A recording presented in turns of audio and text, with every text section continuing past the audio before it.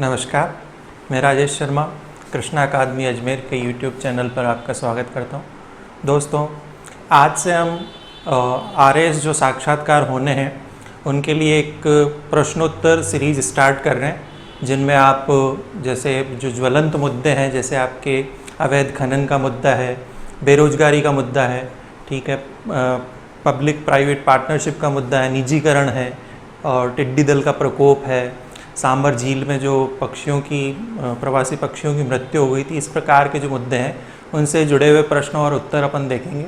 तो बने रहिए हमारे साथ। आइए शुरू करते हैं। आज अपन इस टॉपिक में, इस वीडियो में जो टॉपिक लेंगे वो होगा अवैध खनन के कारण और उसको रोकने के जो उपाय हैं, ठीक है, उनके बारे में डिटेल में बात करेंगे। तो शुरू करते हैं। देखिए, अवैध खनन का मुद्दा अभी बहुत ज़्यादा चर्चा में है। क्यों है? क्योंकि इसको रोकना कठिन हो रहा है, ठीक है। आए दिन आप देखते हैं जो प्रशासनिक अधिकारी है उनको चुनौतियों का सामना करना पड़ता है, और जो अधिकारी इस प्रकार की गतिविधियों को रोकने के लिए जाते हैं उनकी गैर इरादतन हत्या कर दी जाती है, ठीक है। जो बल प्रयोग किया जाता है उसको भी ठीक से लागू नहीं किया जा सकता है, ठीक है। तो उसके बारे में अपन इसको पढ़ना जरूरी है, क्योंकि साक्षात्कार में एक संभावित प्रश्न बनता है यहाँ से, ठीक है, इम्पॉर्टेंट है बिल्कुल। देखिए, चर्चा में क्यों है? हाल ही में जो अवैध रेत के खनन के विनियमन को चुनौती के देखते हुए पर्यावरण, वन और जलवायु परिवर्तन मंत्रालय, ठीक है, ministry of environment, forest and climate change ने धारणीय मतलब जिनको फॉलो करना जरूरी है, धारणीय दिशा निर्देश जारी किए हैं। इसके मुख्य बिंदु क्या हैं, ठीक है। तो ये दिशा निर्देश जो मंत्रालय ने जारी किए हैं वो किसके अंतर्गत किए हैं? राष्ट्रीय हरित अधिकरण, नेशनल ग्रीन ट्रिब्यूनल, एनजीटी, ठीक है, के द्वारा वर्ष 2018 में दिए गए आदेशों की श्रृंखला के क्रम में जारी किए गए। ये जो अवैध जो रेत खनन के जो केस हैं उनको रोकने के लिए इन दिशा निर्देशों को सतत रेत प्रबंधन दिशा निर्देश, ठीक है। तो आपको अगर पूछ लिया जाए तो ये 2016 के जो सस्टेनेबल सैंड मैनेजमेंट गाइडलाइंस है 2016 की, उनके साथ लागू किया गया है, ठीक है। तो ये पूछ ले कि भाई किस दिशा निर्देशों का संबंध किस वर्ष में है, तो ये दिशा निर्देश 2016 में ऐसे दिए गए हैं, ठीक है। तो इसको आप थोड़ा सा देख लेना। और राष्ट्रीय हरित अधिकरण, ठीक है, इसने 2018 में जो आदेश दिए थे उनकी श्रृंखला के क्रम में ये जारी किए गए। कौन से मंत्रालय द्वारा जारी किए गए ये, ठीक है। तो आपको ये कुछ प्रश्न यहाँ से जो फैक्चुअल है चीजें वो यहाँ से मिल सकती है, ठीक है। अब देखिए, हाँ, दिशा निर्देश क्या है, ठीक है, क्या दिशा निर्देश दिए गए हैं इसके अंतर्गत? तो प्रत्येक राज्य द्वारा नदियों का समय समय पर सर्वेक्षण, राज्यों द्वारा, ठीक है, प्रत्येक राज्य द्वारा नदियों का समय समय पर सर्वेक्षण किया जाना है, ठीक है। ये दिशा निर्देश दिए गए हैं, ठीक है। अब देखिए, सभी खनन क्षेत्रों की विस्तृत सर्वेक्षण रिपोर्ट, ठीक है, अब रिपोर्ट को सार्वजनिक रूप से रखते हुए ऑनलाइन उपलब्ध करवाया जाएगा। मतलब इससे क्या होगी? पारदर्शिता, ठीक है। अब यहाँ पर आपको कुछ उपाय भी मिल जाएंगे, ठीक है। दिशा निर्देश जारी किए गए हैं, इनमें क्या उपाय भी मिल जाएंगे, क्या उपाय किए जाने चाहिए। मैं वीडियो के लास्ट में कुछ और उपाय बताऊंगा जो आप डायरेक्ट वन लाइन में बोल सकते हैं इंटरव्यू में अगर आपको पूछा जाए तो, ठीक है। पारदर्शिता आएगी, इससे सार्वजनिक रखा जाएगा तो डेटा। फिर देखिए, नदी तल की स्थिति का बार बार अध्ययन किया जाए, ठीक है, नदी तल की स्थिति का बार बार अध्ययन किया जाए, ठीक है। जो जिम्मेदार अधिकारी है उनको निर्देशित किया गया। अब देखिए, ये नई तकनीक का इस्तेमाल है यहाँ पर, ड्रोन द्वारा हवाई सर्वेक्षण, ठीक है, ड्रोन द्वारा हवाई सर्वेक्षण, क्योंकि बहुत बड़ा एरिया होता है नदी का, ठीक है, और मानव जो श्रम है उसमें बहुत ज़्यादा लगता है। तो यहाँ पर क्या तकनीक का उपयोग लिया जाता है। हवाई सर्वेक्षण व जमीनी सर्वेक्षण के माध्यम से खनन क्षेत्रों की लगातार निगरानी, ठीक है। जमीनी सर्वेक्षण वो एरिया है, मतलब जहाँ पर बहुत ज़्यादा प्रभावित है जो एरिया, ठीक है, खनन क्षेत्रों की लगातार निगरानी की जाए, ठीक है। अब जिला स्तरीय समर्पित कार्यबलों की स्थापना की जाए, जिला स्तर पर समर्पित कार्यबलों की स्थापना की जाए। और ये समर्पित कार्यबल क्या हो सकते हैं जिला स्तर पर? वैसे तो अभी और बताऊंगा मैं पॉइंट टू पॉइंट, लेकिन यहाँ पर अपन बात कर दें तो जिला स्तर पर जैसे पुलिस प्रशासन है, एसपी, ठीक है, और जो आपके कलेक्टर हैं, ठीक है, और जो सांसद,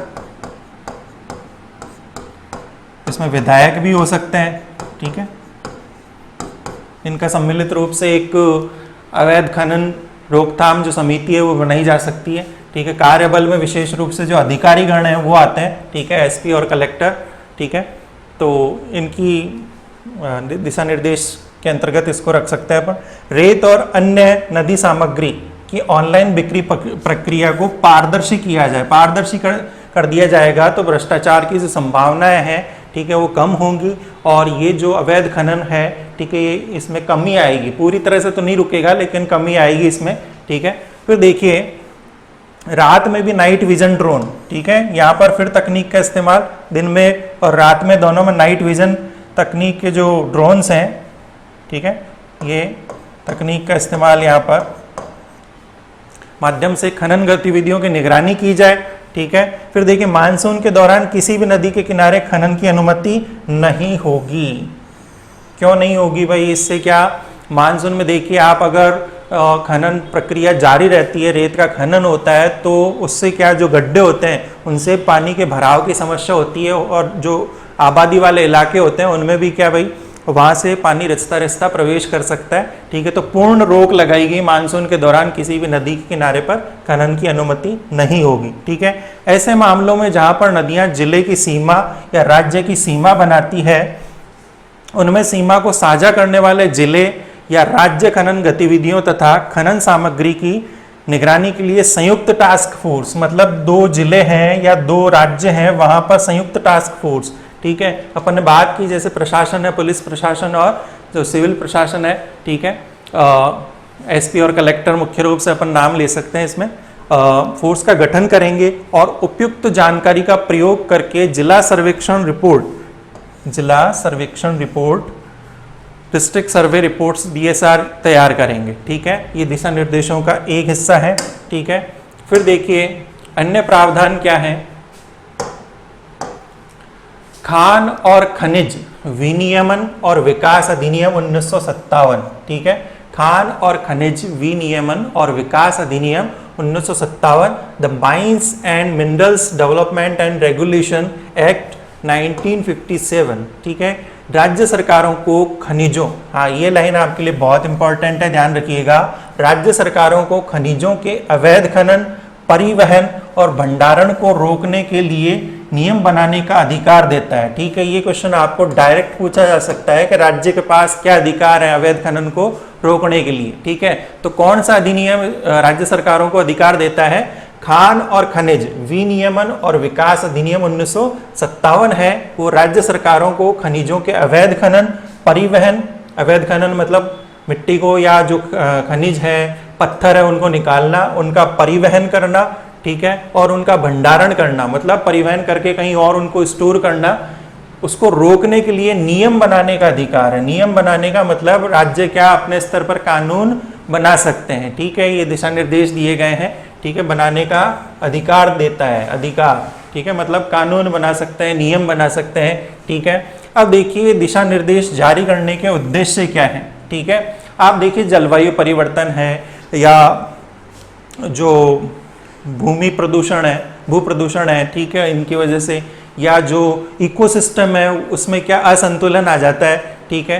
तो उन प्रभावों को रोकने के लिए मुख्य रूप से ये दिशा निर्देश। अब देखिए अवैध खनन की निगरानी और जांच करना, ठीक है, अवैध खनन की निगरानी और जांच, ठीक है। निगरानी मतलब उस पर नजर रखना कि कहाँ कहाँ पर अवैध खनन हो रहा है, ठीक है, और उसकी जांच करना, पूर्ण रूप से उसका डिटेल में ब्यौरा लेना, ठीक है। और इन दिशा निर्देशों का मूल उद्देश्य खनिजों का संरक्षण, ठीक है, खनिजों का संरक्षण, क्योंकि ये राज्य की आय का एक स्रोत होता है, ठीक है, राज्य की आय का स्रोत होता है। उसको क्या भाई कई लोग अवैध रूप से इसका फायदा उठाते हैं और राज्य का जो खजाना है, ठीक है, वो राजकोष है वो खाली रह जाता है, उसका जो निजी उपयोग होता है उससे क्या सरकार को नुकसान है, ठीक है। फिर देखिए अवैध खनन की रोकथाम के लिए सुरक्षात्मक कदम सुरक्षात्मक कदम, सुरक्षा किसकी, ठीक है, जो खनन क्षेत्र है, ठीक है, उनकी सुरक्षा की बात की जा रही है, ठीक है। हाँ, जो टास्क फोर्स में अपन जिन अधिकारियों की बात कर रहे हैं या शिकायतकर्ताओं की बात कर रहे हैं, उनकी भी सुरक्षा की बात होगी, लेकिन वो बिंदु मैं आपको और अभी लिखूंगा यहाँ पर, ठीक है। तो सुरक्षात्मक कदम उठाया जाना चाहिए। किसकी सुरक्षा की बात की जा रही है यहाँ पर, खनिजों की सुरक्षा की बात की जा रही है। फिर देखिए, रेत खनन को कानूनी रूप से पर्यावरण हेतु धारणीय मतलब अपनाने योग्य, ठीक है, पर्यावरण हेतु धारणीय और सामाजिक रूप से उत्तरदायी तरीके से सुनिश्चित करना, ठीक है, पर्यावरण हेतु धारणीय और ये जो कानून है इसको फॉलो किया जाए। मतलब कानून बना दिया जाता है, कई बार उसको ठीक से फॉलो नहीं किया जाता और वो गतिविधियां चलती रहती है। सिर्फ कानून बनाने से ही काम नहीं चलेगा, उत्तरदायी तरीके से उसको सुनिश्चित करना पड़ेगा। और इसमें किसकी भूमिका होगी, हमारे समाज की भी भूमिका होगी, ये भी इसमें कहा गया है, ठीक है। ये उद्देश्य है इसके बात कर रहे हैं। नदी की साम्य अवस्था और इसके प्राकृतिक पर्यावरण के लिए पारिस्थितिकी तंत्र के जीर्णोद्धार तथा प्रवाह को सुनिश्चित करना। अभी मैंने बात की इकोसिस्टम की। इकोसिस्टम आपने देखा है, कई बार बात होती है कि बांध जो बनाए जाते हैं वो इकोसिस्टम को प्रभावित करते हैं, क्योंकि भाई जो नदी का सामान्य प्रवाह था उसको रोक दिया जाता है डैम बनाकर, तो जो बांध बनते हैं उनका कई बार विरोध होता है, ठीक है। क्यों होता है वो विरोध, उसका एक कारण अपन यहाँ पर देख सकते हैं कि भाई जो इकोसिस्टम होता है उसको प्रभावित करता है। अगर आपने बांध बनाकर नदी के पानी को रोक दिया है, ठीक है, तो उससे जो इकोसिस्टम पहले था वो चेंज हो जाता है, ठीक है, असंतुलन आ जाता है उसमें, ठीक है। तो इस प्रकार से जो बात की गई है पारिस्थितिकी तंत्र मतलब इकोसिस्टम के जीर्णोद्धार, मतलब वापस उसको सुचारू रूप से बनाए रखने के लिए। अवैध खनन होगा, मिट्टी का खनन होगा, तो उससे क्या नदी का बहाव परिवर्तित होगा, ठीक है। जहाँ से मिट्टी निकाली जाएगी वहां पर उसका क्या हो जाएगा, जल का भराव अतिरिक्त हो जाएगा और उससे क्या भाई जो सामान्य संरचना थी उस नदी की वो चेंज हो जाएगी, ठीक है। तो उसको रोकने के लिए तथा प्रवाह को सुनिश्चित करना, अगर आप मिट्टी निकाल लेते हैं तो नदी का प्रवाह क्या हो जाता है, कम हो जाता है या धीमा हो जाता है, ठीक है, क्योंकि वो जल सुचारू रूप से बह रहा था वो अब क्या ट्रांसफर हो रहा है उन गड्ढों में जहाँ से मिट्टी निकाली गई है, ठीक है। तो उसको सुनिश्चित करने के लिए ये दिशा निर्देश जारी किए गए हैं। फिर देखिए, तटवर्ती क्षेत्रों के अधिकारों तथा आवास की पुनर्स्थापना। जो तटवर्ती क्षेत्र है जहाँ पर नदियाँ अपनी बालू ले जाकर इकट्ठी करती है, उनकी सुरक्षा और वहाँ पर जो आवासीय क्षेत्र है उनकी पुनर्स्थापना की जाती है, क्योंकि वहाँ पर जो ज़्यादा बालू इकट्ठी होती है तो वहाँ पर अवैध खनन की संभावना ज़्यादा होती है, ठीक है। तो वहाँ पर जो आवासीय जो आबादी होती है उसको नुकसान होता है और जो प्राकृतिक आवास होते हैं उनकी पुनर्स्थापना के लिए, ठीक है। और पर्यावरण मंजूरी की प्रक्रिया को मुख्य धारा में शामिल करना, मतलब जो वैध खनन है उसको बढ़ाने के लिए यहाँ पर बात की जा रही है। वैध खनन किया जाए मतलब सरकार की मंजूरी से या नियमों के अंतर्गत जो खनन हो रहा है उसको बढ़ावा देने के लिए दिशा निर्देश जारी किए गए हैं, ठीक है। फिर देखिए, हाँ, अवैध खनन का पर्यावरण पर प्रभाव, ये आपके इंटरव्यू के हिसाब से और जो कॉमन एग्जाम्स होते हैं रिटर्न, जैसे यूपीएससी मेंस होता है, आरएस मेंस होता है, इस प्रकार के जो एग्जाम्स होते हैं उनमें आपको ये प्रश्न देखने को मिल सकता है। अवैध खनन का पर्यावरण पर प्रभाव क्या है?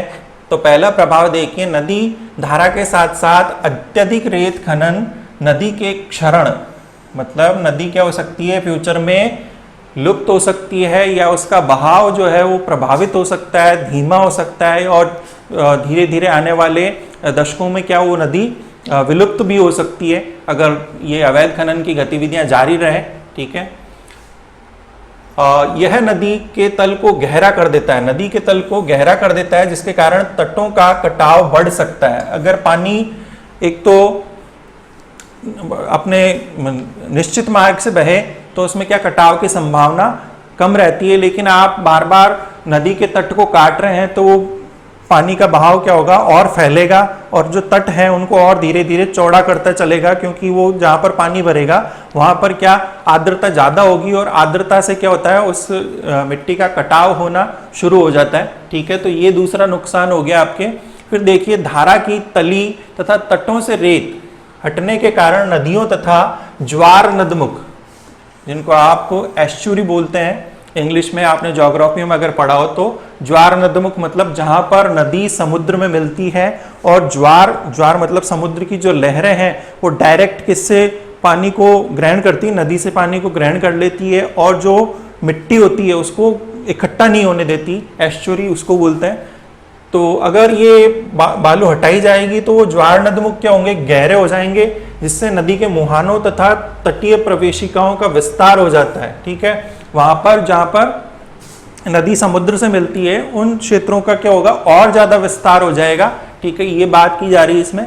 इसके कारण नजदीकी समुद्र में खारे पानी का प्रवेश भी हो सकता है, समुद्र से खारे पानी का प्रवेश भी हो सकता है। मतलब जहां पर पहले क्या सामान्य तट था या एस्चुरी थी, वहां पर क्या समुद्र का और एरिया बढ़ सकता है, और समुद्र का जो खारा पानी है वो उस क्षेत्र में इकट्ठा हो सकता है। ये एक और नुकसान है इसमें। अत्यधिक बालू, हाँ ये इंपॉर्टेंट है आपके लिए सबसे। ठीक है, इससे क्या प्रभाव पड़ते हैं हमारे जो इंफ्रास्ट्रक्चर है, ठीक है, उस पर क्या प्रभाव पड़ेंगे, क्या नुकसान होगा। ठीक है, अवैध अत्यधिक बालू खनन जो पुल होते हैं, ठीक है, पुल तटों तथा नजदीकी संरचनाओं के लिए, नजदीकी संरचनाओं में कुछ भी हो सकता है आपके, जैसे बड़ी बड़ी जो आवासीय बस्तियां हैं, जैसे मुंबई की बात करें वो हो सकती है। ठीक है, और इस प्रकार के जो निर्माण होते हैं या पोताश्रय होते हैं, बंदरगाह होते हैं, वहां पर भी नुकसान हो सकता है। ठीक है, के लिए खतरा पैदा कर सकता है। ठीक है, ये संलग्न भूमिगत जल परितंत्र को जो सिस्टम होता है, वाटर सिस्टम होता है, को भी प्रभावित करता है, भूमिगत जल को भी प्रभावित करता है। बहुत अच्छा है यहाँ पर ये प्रभाव बताया है कि भाई आप जितना एरिया को खोदोगे तो उससे क्या भूमिगत जल है उसके स्तर को भी प्रभावित करता है। ठीक है, कई बार आप देखते हैं कि भूमिगत जल स्तर बिल्कुल नीचे चला जाता है। जैसे चेन्नई का उदाहरण आपने देखा हो, तो चेन्नई में जिस वर्ष 2013 या 15 की बात है, उसमें बाढ़ आई थी, और अगले ही वर्ष क्या हुआ, सूखा पड़ा बहुत ज़्यादा वहाँ पर, और पीने का पानी भी वहाँ पर उपलब्ध नहीं था, ऐसी स्थितियाँ बन गई थी। ठीक है, तो वो एक प्रभाव देखने को मिल सकता है यहाँ पर। ठीक है, और फिर देखिए अत्यधिक धारा रेखीय खनन के कारण, धारा रेखीय मतलब एक ही सीरीज में आपके नदी के किनारे किनारे खनन के कारण जलीय तथा तटवर्ती आवासों को नुकसान, जलीय तथा तटवर्ती आवासों को नुकसान, जो आवासीय क्षेत्र होता है, आबादी जहाँ पर रहती है नदी के आसपास या समुद्र तट के आसपास, उनको नुकसान हो सकता है। ठीक है, आपने अगर बाढ़ के दृश्य देखे हो तो उनमें क्या भाई जो नदी के किनारे जो निर्माण होता है वो कई बार अत्यधिक जल प्रवाह के कारण या वहाँ पर अवैध खनन के कारण वो जल में समा जाता है। ठीक है, इस प्रकार के दृश्य आपने न्यूज़ चैनल्स पे जरूर देखे होंगे। फिर देखिए इसके प्रभाव से नदी तल का क्षरण होता है, मतलब नदी का जो सामान्य तल होता है उसमें उसको नुकसान होता है। ठीक है, कृत्रिमता आ जाती है, नदी तल का कठोर हो जाना, मतलब आप बालू निकाल लेते हैं तो उसके बाद क्या बचता है, बिल्कुल जो कठोर सतह होती है जो कंकड़ पत्थर से निर्मित होती है वही बचती है। नदी तल के समीप जल स्तर में कमी होना, हाँ अगर आप बालू खोद देते हैं तो जो नदी के जल के कारण आसपास के क्षेत्रों में भूमिगत जल में वृद्धि होनी थी वो क्या हो जाती है, वहीं पर उन गड्ढों में इकट्ठी हो जाती है। नदी का जहाँ से बालू निकाली जाती है नदी का पानी वहीं इकट्ठा हो जाता है, तो आगे क्या भूमिगत जल में का जो स्तर होता है वो कम हो जाता है, तथा जल ग्रीवा की अस्थिरता इत्यादि शामिल है। जल ग्रीवा की अस्थिरता, जल ग्रीवा मतलब जो नदी का मुख्य बहाव क्षेत्र है उसमें इम्बैलेंस मतलब असमानता हो जाती है।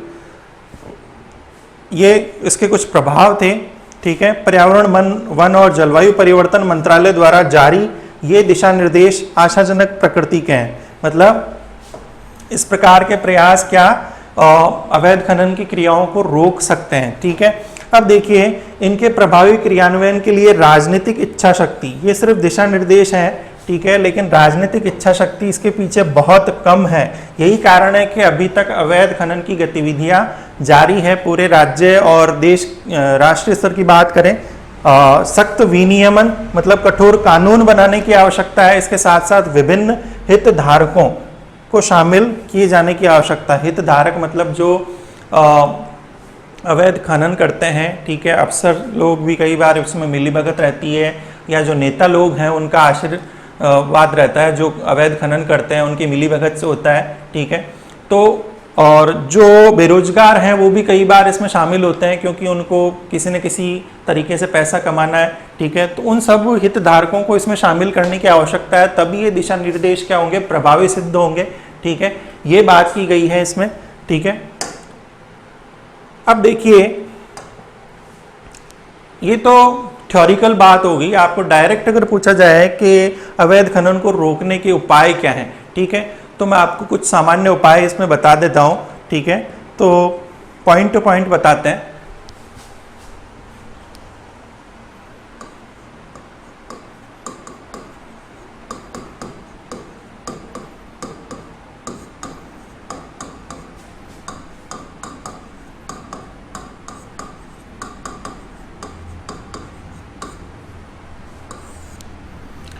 नंबर 1 देखिए, सबसे पहले तो क्या किया जाना चाहिए, अवैध खनन रोकथाम समिति का गठन किया जाना चाहिए।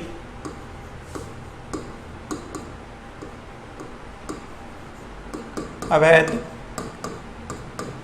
खनन रोकथाम समिति, ठीक है। ये सुझाव है, उपाय भी बोल सकते हैं या सुझाव भी बोल सकते हैं। आपसे सुझाव मांगे जाते हैं, वैसे तो इंटरव्यू में क्या मांगे जाते हैं, आपसे सुझाव मांगे जाते हैं, क्योंकि ये समस्या है, ठीक है। और समस्या भी राजस्थान में बहुत बड़े लेवल पे है, ठीक है। और इससे संबंधित जो इसको रोकने के सुझाव है वो मांगे जा सकते हैं। तो इसमें पहला सुझाव आप क्या देंगे, अवैध खनन रोकथाम समिति का गठन किया जाए, ठीक है। ये जो समिति होगी ये त्रिस्तरीय हो सकती, त्रिस्तरीय, ठीक है, त्रिस्तरीय। अब 3 स्तर कौन कौन से होंगे इसमें, जो पहला है ग्रामीण स्तर, ठीक है। ग्रामीण स्तर, इसमें कौन कौन शामिल होंगे इस समिति में। हाँ, आपसे सुझाव मांगे जाएंगे तो आप बहुत अच्छे तरीके से समझा सकते हैं। यहाँ पर ग्रामीण स्तर में सबसे पहले तो सरपंच, ठीक है। सरपंच के अलावा जो वहाँ पर प्रशासन है, ठीक है, पुलिस प्रशासन की बात करें,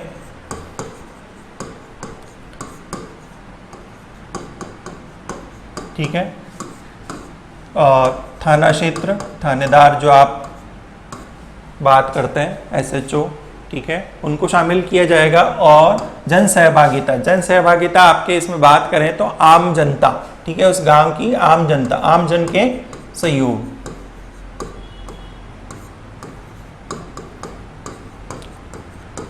ठीक है। ये आपके पहला स्तर हो गया। दूसरा स्तर होगा जिला स्तर पर, ठीक है। इस समिति में जिला स्तर पर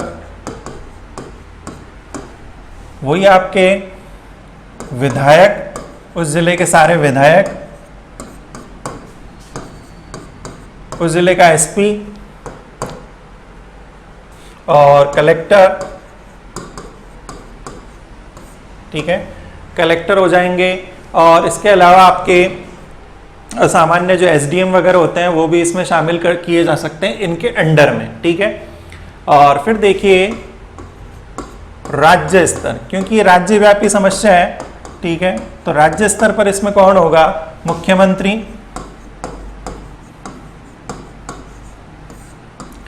मुख्यमंत्री के अलावा आपके जो मुख्य सचिव हैं, मुख्य सचिव हो गए, और आपके मुख्य न्यायाधीश हो गए,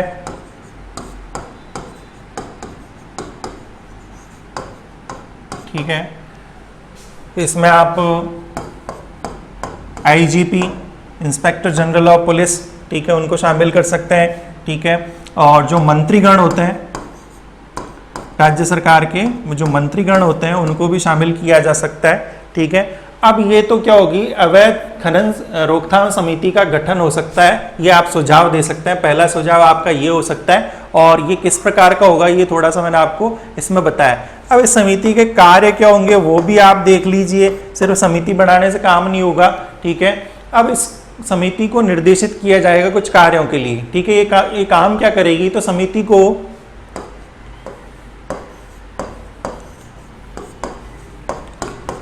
ग्रामीण स्तर से राज्य स्तर तक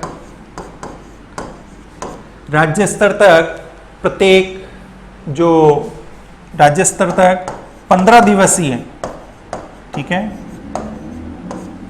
15 दिवसीय रिपोर्ट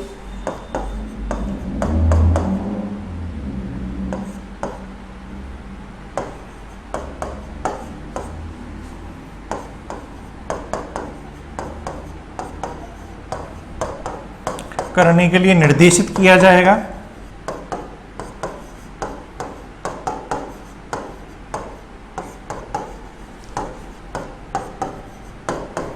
ठीक है, अब ये रिपोर्ट में क्या होगा, रिपोर्ट की बात करें अपन तो रिपोर्ट पेश करने के लिए निर्देशित किया जाएगा। अब इस रिपोर्ट में होगा क्या, जो अवैध खनन की गतिविधियां हैं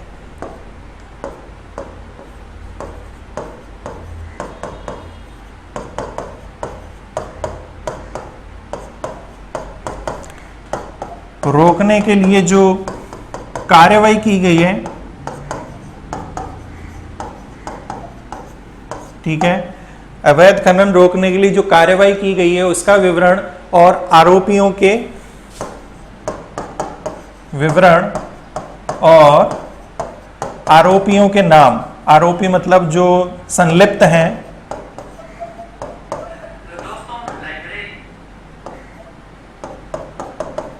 उनका नाम इस रिपोर्ट में जारी किया जाएगा।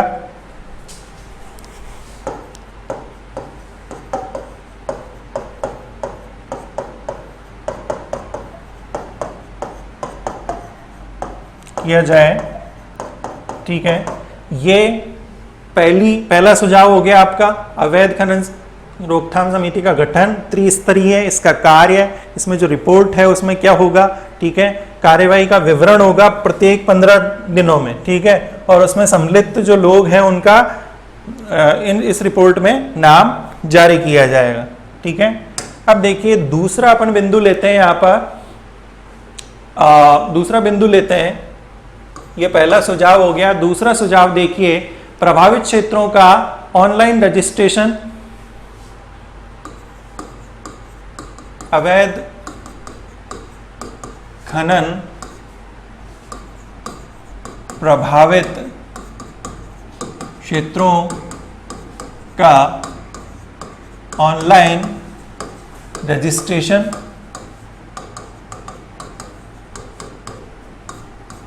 और ऑनलाइन रजिस्ट्रेशन और निगरानी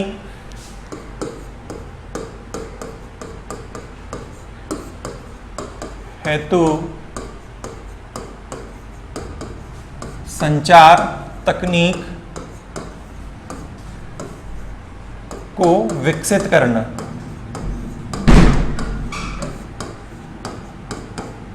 ठीक है।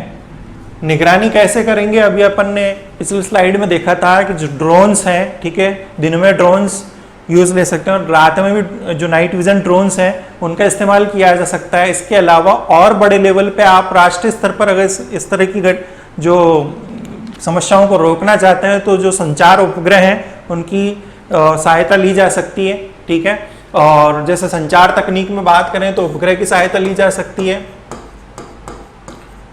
ड्रोन्स, ठीक है। इसके अलावा सैटेलाइट फोन्स हैं, ठीक है, उनकी सहायता ली जा सकती है, ठीक है। तो ये आपके तीसरा देखिए, जो तीसरा जो आपके पॉइंट है इसमें खनिज विभाग को आधुनिक उपकरण उपलब्ध करवाए जाए। खनिज विभाग को आधुनिक उपकरण उपलब्ध करवाए जाए, ठीक है। मतलब ड्रोन्स हो गए, सैटेलाइट फोन्स हो गए, इसके अलावा जो परिवहन के लिए जो नदियों में चलने वाली नावें हैं, ठीक है, मोटर बोट्स हैं, वो उपलब्ध करवाई जा सकती है, ठीक है। कुछ तो ये हो गए, प्लस आप इसमें मोटर बोट्स भी जोड़ सकते हैं, ठीक है, वो भी आप उपलब्ध करवा सकते हैं। और चौथा जो सुझाव है वो क्या देंगे आप, इसमें है कि संलिप्त जो लोग हैं, इन गतिविधियों में संलिप्त लोगों की सूची इस प्रकार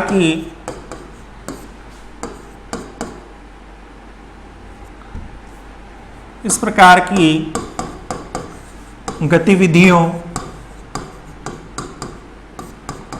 में संलिप्त लोगों की सूची को ऑनलाइन किया जाए।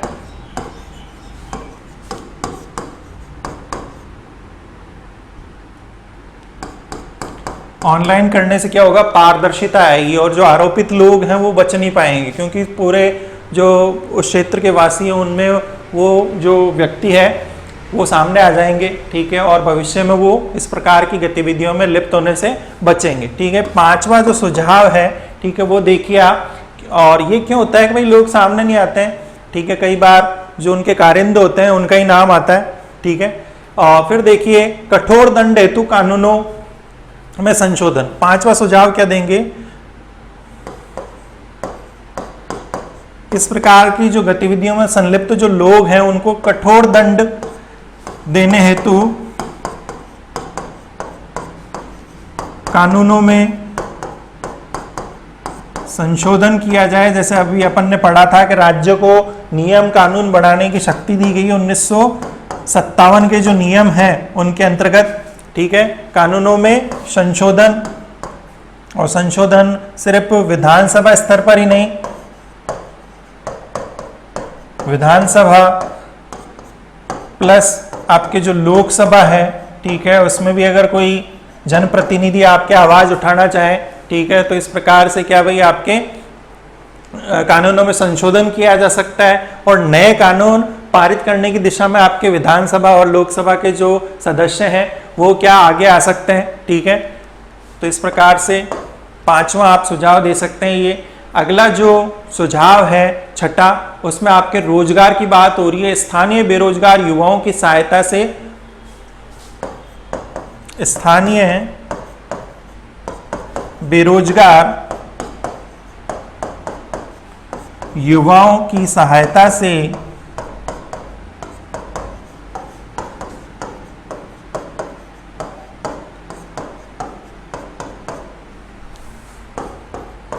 एक टास्क फोर्स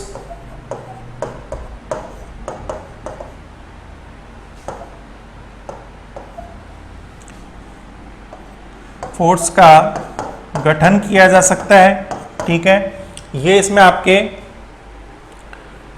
6 सुझाव तो ये हो गए, और सुझाव आप इसमें जोड़ सकते हैं, ठीक है। मैं इतने इसलिए बता रहा हूं ताकि आपको सारे याद नहीं रहे तो उनमें से कुछ तो याद रहेंगे ही रहेंगे, आप बोल पाएंगे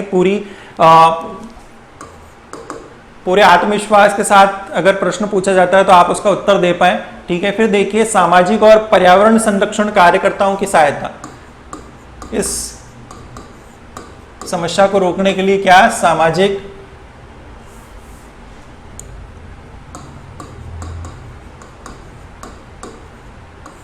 और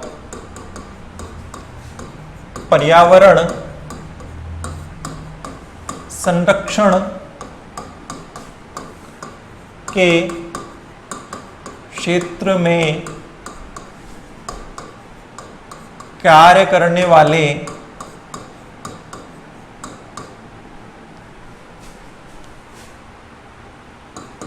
लोगों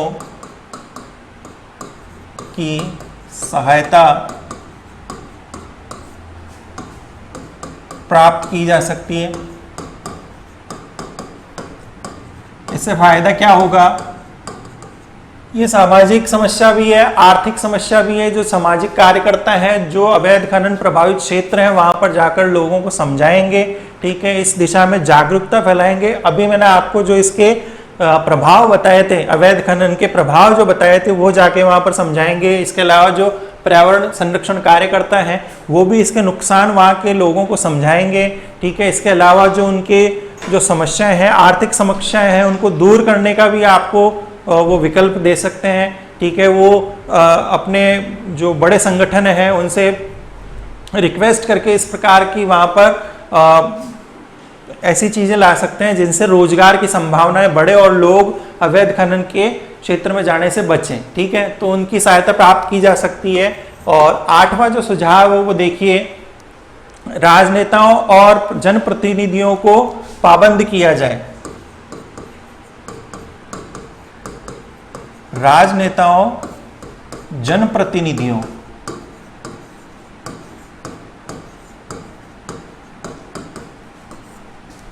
को अवैध खनन रोकने प्लस जो आरोपी हैं, ठीक है, आरोपी संलिप्त हैं इस प्रकार की गतिविधियों में,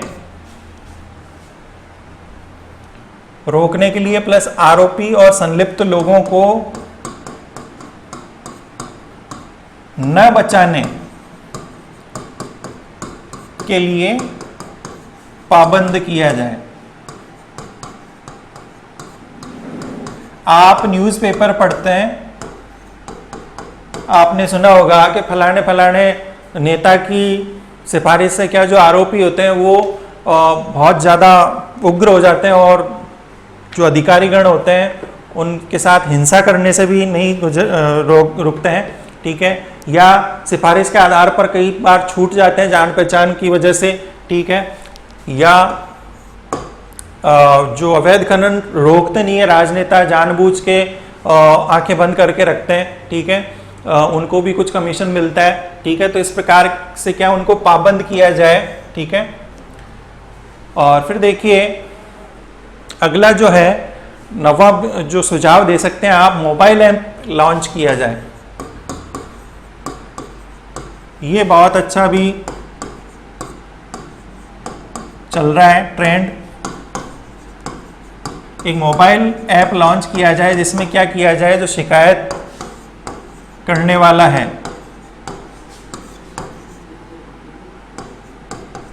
ठीक है, शिकायत करने में आसानी रहती है, ऑनलाइन शिकायत की जा सकती है।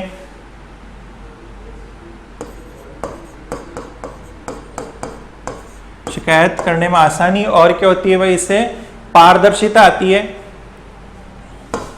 कार्यवाही जो होती है उसमें पारदर्शिता आती है, इससे ये फायदा होगा, पारदर्शिता आती है। ठीक है, फिर देखिए 10वां जो सुझाव है, इतने सारे इसलिए बता रहा हूं ताकि आपको थोड़े बहुत तो इसमें से याद रह सकें। ठीक है, अब देखिए शिकायतकर्ताओं को सुरक्षा, ये भी जरूरी है। शिकायतकर्ताओं को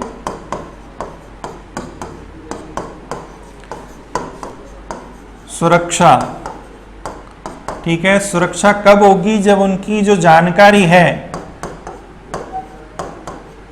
वो गुप्त रखी जाए, नाम पता वगैरह गुप्त रखा जाए। वरना आप देखिए जो अवैध खनन करने वाले हैं वो अधिकारियों को नहीं छोड़ते, वो सामान्य लोगों को क्या छोड़ेंगे। ठीक है, तो इस प्रकार से क्या किया जाए, उनकी सुरक्षा का पूरा प्रबंध किया जाए। ठीक है, तब ये घटनाएं रुक पाएंगी। ठीक है, अब देखिए यहाँ पर जो अधिकारीगण हैं, जो रोकने वाले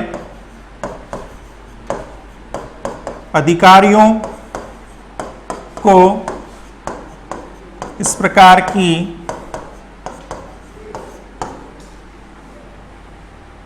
गतिविधियों की रोकथाम, गतिविधियों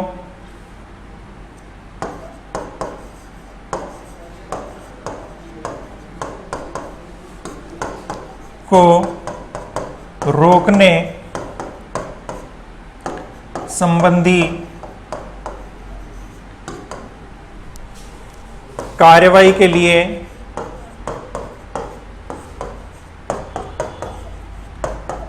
पर्याप्त सुरक्षा बल उपलब्ध करवाया जाए।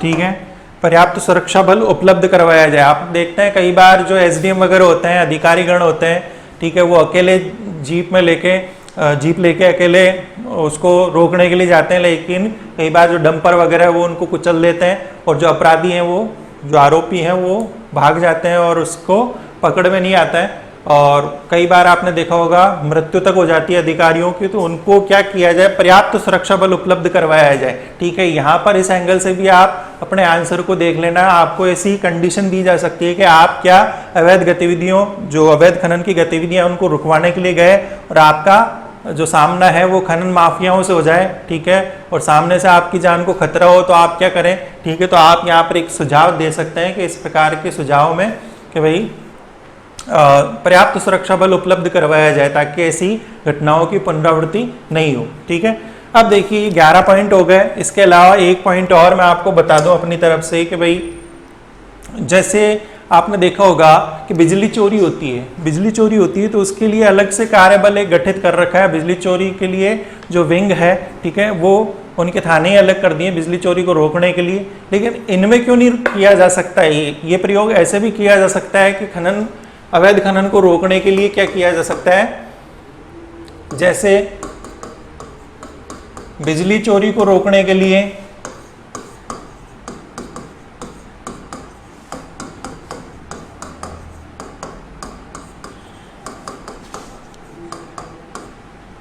अलग से पुलिस थाने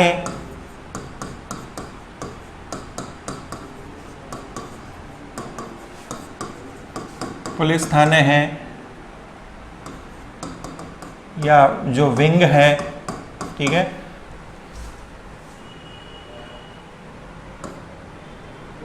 जैसे बिजली चोरी रोकने के लिए अलग से पुलिस थाने है, वैसे विंग का गठन किया जाए।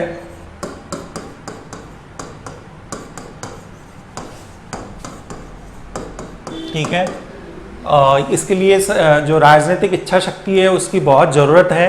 ठीक है, और आप सभी जानते हैं कि भाई सांठगांठ से ही ये ऐसी गतिविधियां होती है। ठीक है, तो इनको कम से कम करने के लिए इस प्रकार के प्रयोग मैंने आपको 12 पॉइंट बता दिए हैं। ठीक है, और ये 12 पॉइंट आपके लिए बहुत उपयोगी होंगे।